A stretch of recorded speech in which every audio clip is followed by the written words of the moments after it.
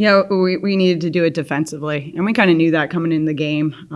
Really, really happy with our start. That was a big point of emphasis for us. We had not started games very well, and then our start coming out of half, too. So very proud of those starters. That's a huge responsibility of those guys, and I thought they handled that really well. Bucknell's a tough team, defensive-oriented team.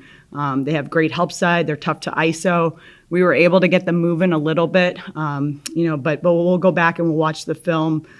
They dig and they double in on the post. So we knew we were going to have a lot of outside shots. I thought we, again, got a little three happy, took a couple quick threes, made the adjustment at halftime, to attack some of those long closeouts. And I thought our kids did a much better job of that. Obviously, a little bit of a slow start to the season for Erica, but obviously she was able to kind of get the shot, a lot of drives to the basket that she was able to Yep. get in. And then obviously the emergence of Hayden this season has been kind of a positive development for you guys. What have you kind of seen from the two of them and how they've kind of continued their growth and development? Yeah, that's going to be a big word, I think, all season long with those guys is their growth and their development. And again, kudos to them because they had a great offseason. They really got in the weight room, got much stronger. They worked on their development with their coaches. I think, all three of our young guards are very confident right now because of that, because of the time and the effort that they put into it. It's really good to see Erica, get that ball going in the net. And we went to her.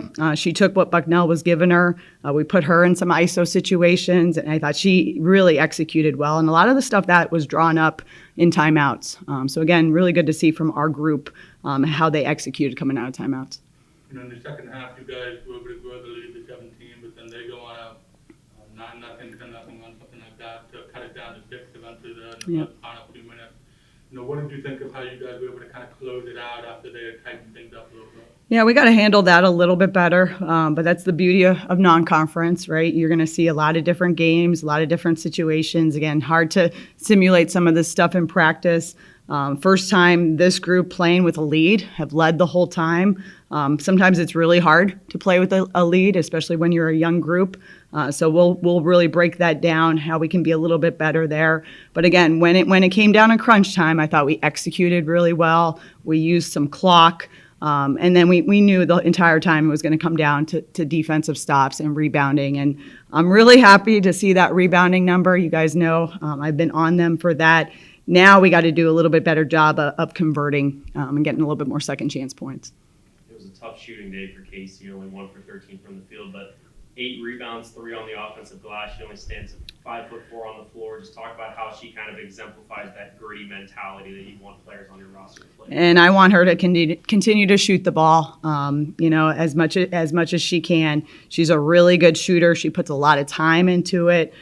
She had to do other things tonight. I love the 4 assists to the 0 turnovers. She really, her experience out there, I think helped us, when they made those runs. Guarding number 20, their leading scorer, you guys held her to 6 points. I think she came in averaging 11 or 12 per game.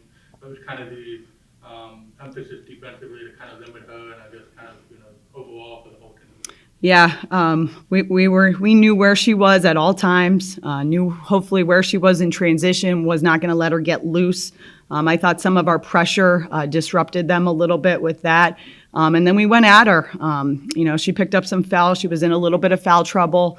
So she was a little bit on the bench, not much with 32 minutes, but we made her defend as well. And I do think, they got a little bit fatigued, especially in that third quarter.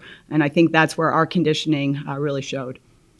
The offense came out so strong to start each half, scored on our first 3 possessions in the first quarter, and then I think we started 4 for 4 from the field in the third quarter.